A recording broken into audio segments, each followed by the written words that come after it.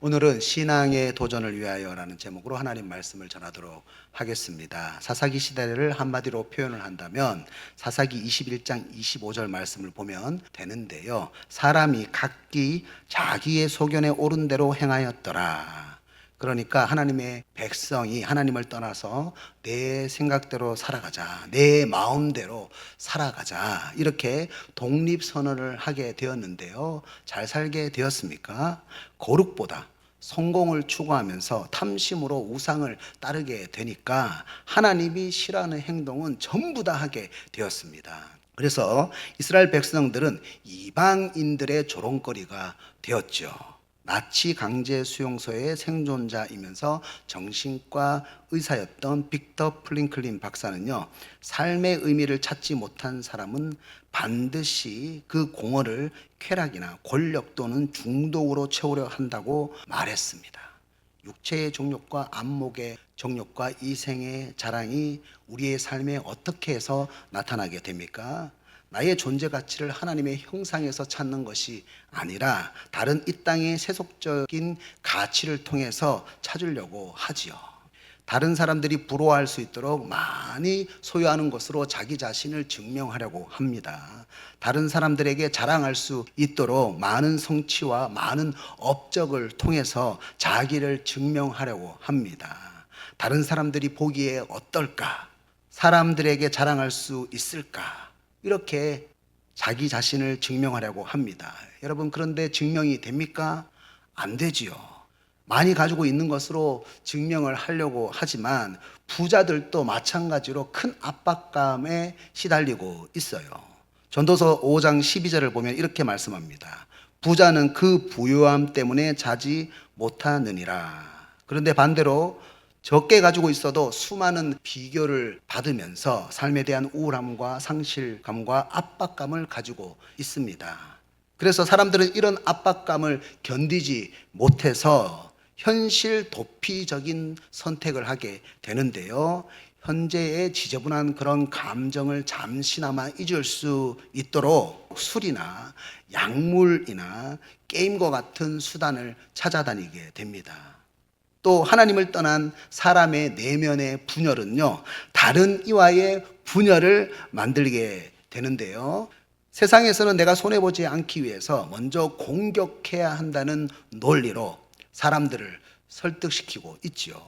내 안의 분열에 대한 문제를 다른 사람들의 탓으로 전가하려는 것이 무엇으로 나타납니까? 전쟁으로 개인과 사회와 국가를 통해서 지금 나타나고 있어요. 이것이 바로 하나님을 떠나서 탐심이라는 우상 숭배에 사로잡혀 살아가는 사람들의 모습입니다. 우리는 이런 거대한 세상의 물줄기 안에서 신앙생활을 하고 있죠. 이런 거대한 세상의 물줄기를 보면서 나는 너무 작게 보이는 거죠. 그래서 내가 무엇을 한다고 해서 얼마나 달라지겠는가? 계란으로 바위치기가 아닌가? 거대한 세상 앞에서 나는 너무나 초라하고 작고 다른 사람은 몰라도 나는 준비가 되지 않았다고 생각을 합니다. 이런 생각 때문에 우리는 신앙의 도전을 위해서 나아가지 못할 때가 상당히 많아요. 그런데 오늘 본문에 나타나는 기드온은 매우 작은 사람입니다. 매우 작은 사람이지만 신앙의 도전을 하는 모습을 보여줍니다. 신앙의 도전을 위해서 기드온이 시작했던 작은 도전은 무엇일까요? 첫 번째로 작은 불씨입니다. 작은 믿음의 불씨를 가지고 있었습니다.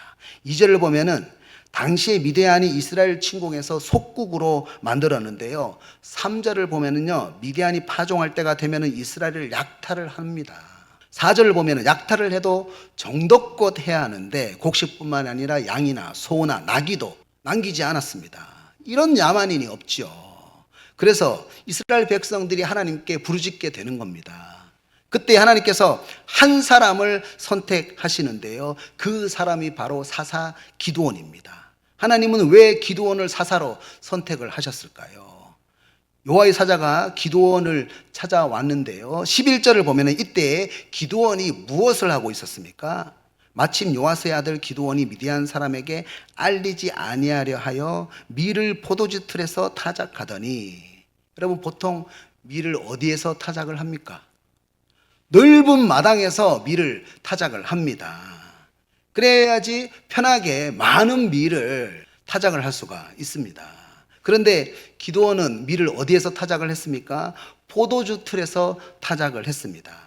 영상으로 그림을 한번 보여주시면은 고대 근동에서는요, 이렇게 땅에 구덩이를 파가지고 포도주 틀을 만들었는데요. 그래도 혹시나 높은 곳에서 보면 보일 수가 있지 않겠습니까? 그래서 아마 위에 무언가를 덮어놓지 않았을까, 그런 생각을 할 수가 있죠. 이 안에서 여러분 밀을 타작한다고 한번 생각을 해보세요. 허리를 구부려야 합니다. 숨이 막힐 거예요. 많은 양의 밀을 타작하기가 어렵습니다. 아주 비효율적이고 체면이 말이 아니에요. 그런데 기드온은 왜 이렇게 밀을 타작했을까요? 단순히 보면 어떻게든 먹고 살아야겠다고 하는 기드온의 생존 전략이겠구나, 이렇게 생각을 할 수가 있는데요. 그것보다 더 분명한 이유가 있습니다. 기드온은요, 하나님이 분배해 주신 이 가나안 땅에서 얻은 곡식을 절대로 미디안에게 빼앗길 수 없다는 믿음의 불씨를 가지고 있었습니다. 이 땅이 가나안 땅이잖아요. 하나님이 주신 땅이잖아요. 이 하나님이 주신 땅에서 얻은 곡식을 절대로 이방인인 미디안에게 뺏길 수가 없다라고 하는 믿음의 작은 불씨를 가지고 있었다는 거예요. 하나님께서는 이렇게 기드온 안에 있는 땅과 자손에 대한 제사장 나라에 대한 작은 믿음의 불씨가 있는 것을 보시고 12절에서 이렇게 말씀을 하셨습니다. 큰 용사여 여호와께서 너와 함께 계시도다. 여러분, 큰 좌절과 절망을 만나면은요, 자포자기하는 심정으로요, 될 때라 되라는 그런 심정으로요, 우리 안에 있는 작은 믿음의 불씨까지도 꺼트려 버릴 때가 참 많습니다. 그래서 잊어버리는 것이 한 가지 있습니다. 바로 신앙의 질문입니다. 혼돈 가운데 우리가 기도로 하나님께 신앙의 질문을 할 수가 있어야 되는데, 그 신앙의 질문을 기도로 할 수 있는 것까지 잊어버린다는 거예요. 13절을 보면은 기드온은 신앙의 질문을 하는 모습을 보여주죠. 하나님이 함께 계시면 왜 우리에게 이런 일이 일어났습니까? 하나님께서 조상들에게 땅과 자손의 약속을 하시고 출애굽하게 하셔서 가나안 땅에 오게 하셨는데 그때에 있던 모든 이적은 어디에 있습니까? 이렇게 하나님 앞에 신앙의 질문을 합니다. 쉽게 말씀을 드리면, 우리에게 믿음의 여정을 가게 하셨다면 끝까지 하나님이 책임져야 하는 것 아닙니까? 왜 출애굽할 때처럼 하나님이 구원해 주시지 않습니까? 하나님 살아계시는 거 맞습니까? 이런 신앙의 질문을 하는 거죠.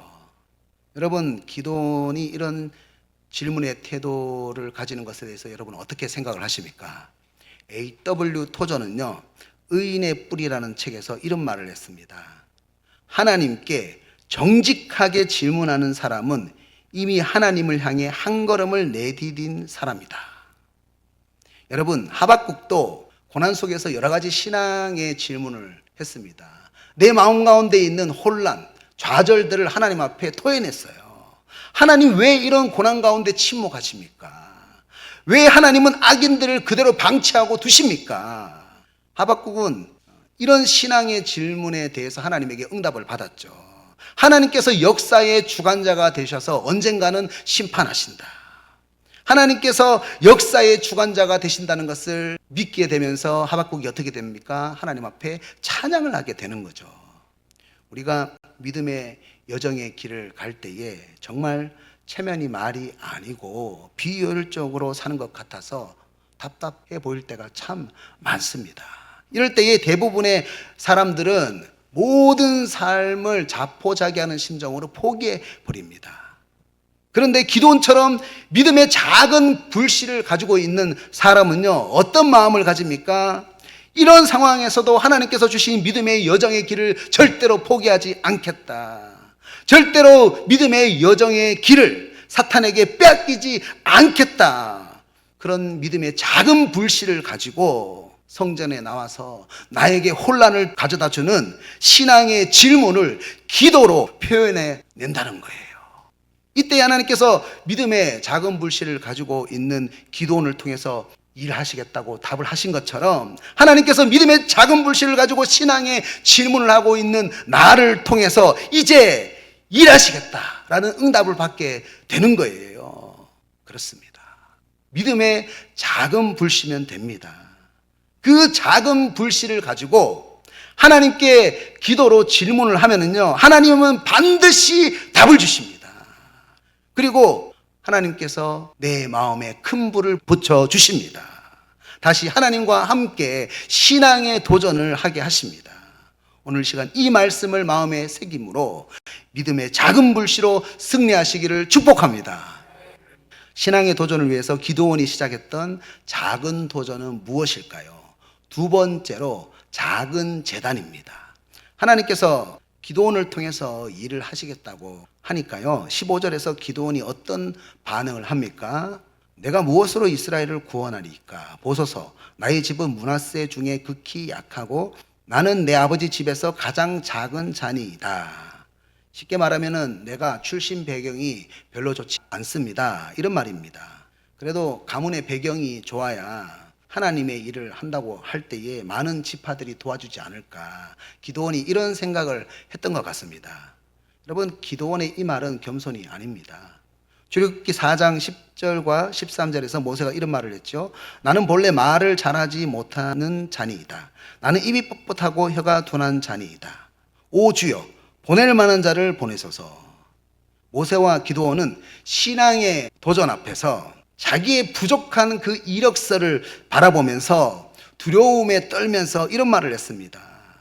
나는 못합니다. 우리들도 그럴 때가 있죠. 이때 하나님께서는 오늘 본문 16절에서 이런 말씀을 하십니다. 너의 이력서가 중요하지 않다. 너의 능력이 중요하지 않다.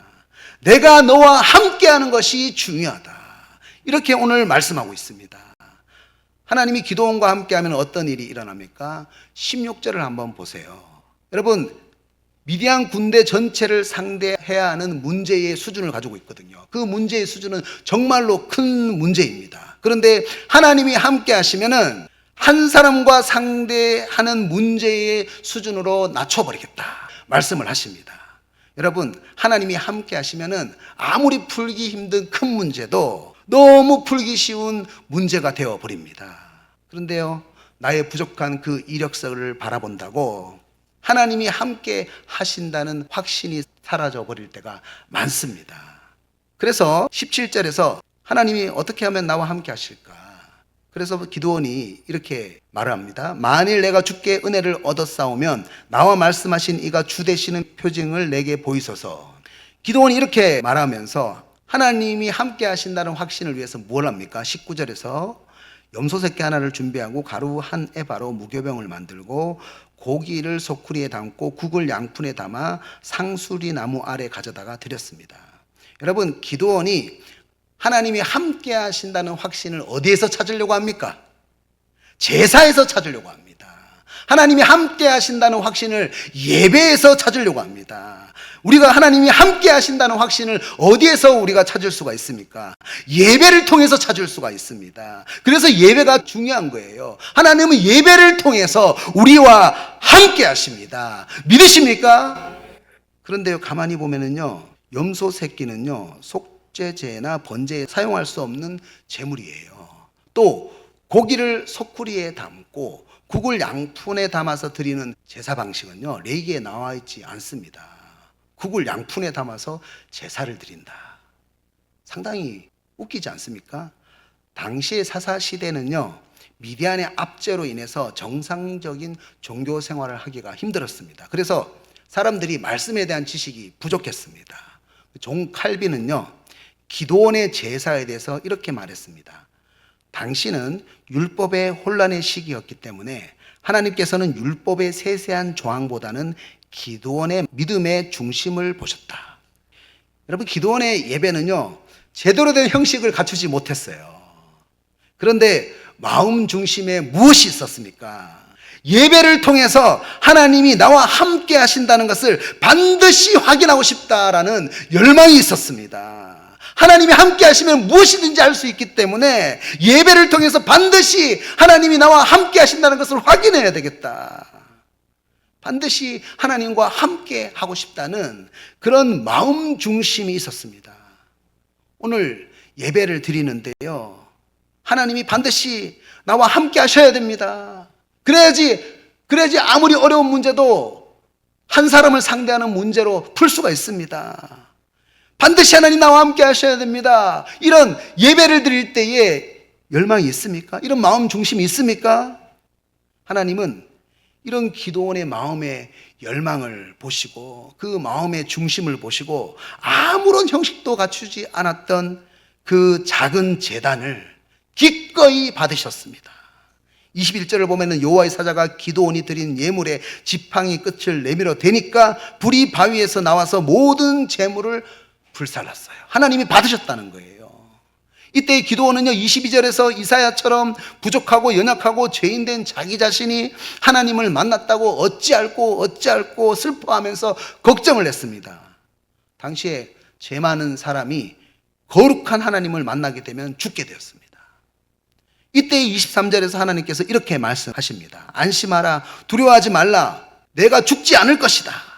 이 말씀을 기도원이 듣는데요, 기도원의 마음에 무엇이 찾아오게 되었습니까? 24절을 한번 보십시오. 요와 샬롬, 평강이 찾아왔습니다. 그렇습니다. 우리는 예배를 통해서 무엇을 확인하게 됩니까? 죄인이 되어서 내가 죽어야 되는데 하나님께서 나를 용서하시는 거예요. 용서하실 뿐만이 아니라 그 거룩하신 하나님께서 죄인 된 우리와 함께 하시겠다고 말씀하시는 거예요. 그 말씀을 들을 때 내 마음에 평강이 찾아오는 거예요. 샬롬의 은혜가 찾아오는 거예요. 팀 켈러 목사님은 이런 말을 했습니다.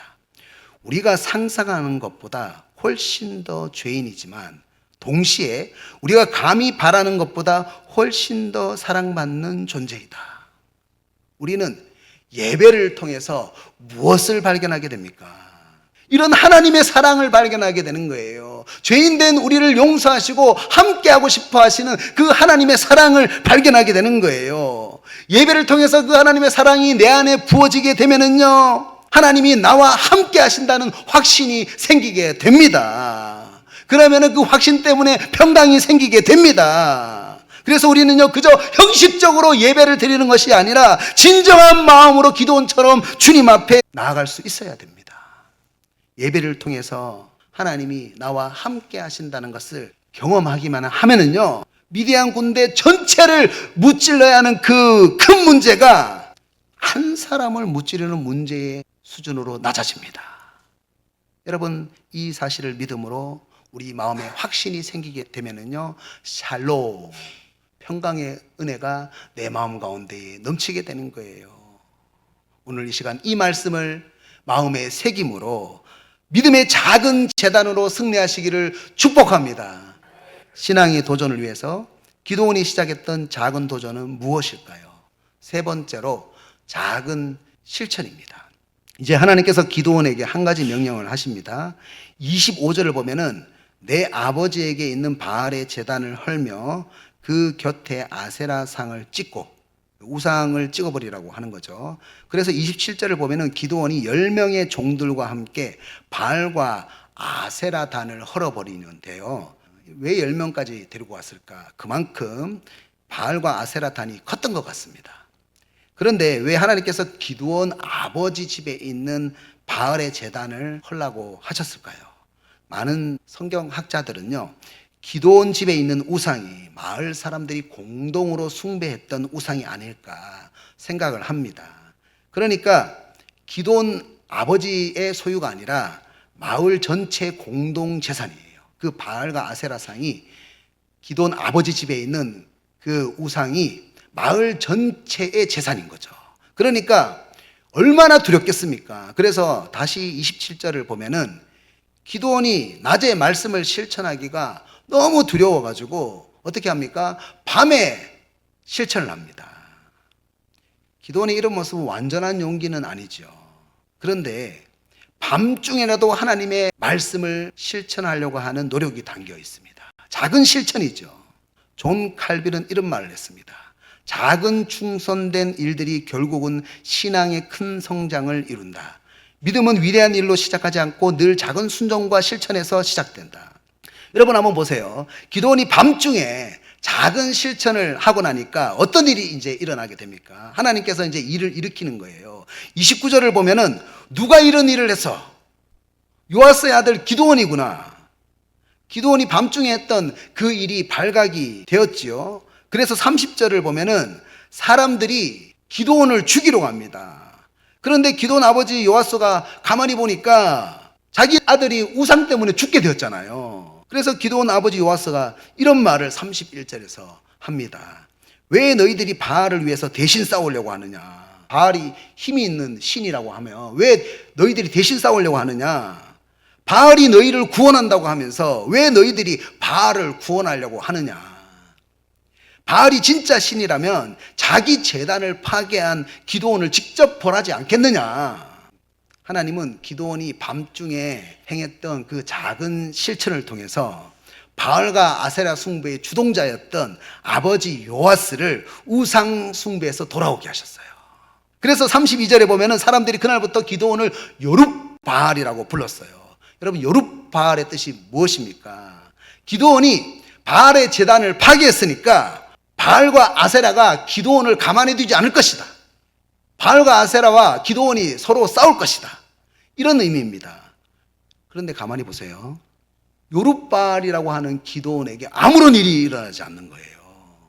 이스라엘의 많은 사람들이 요룹바알을 보면서 무엇을 깨닫게 됩니까? 우상은 아무런 힘도 없구나.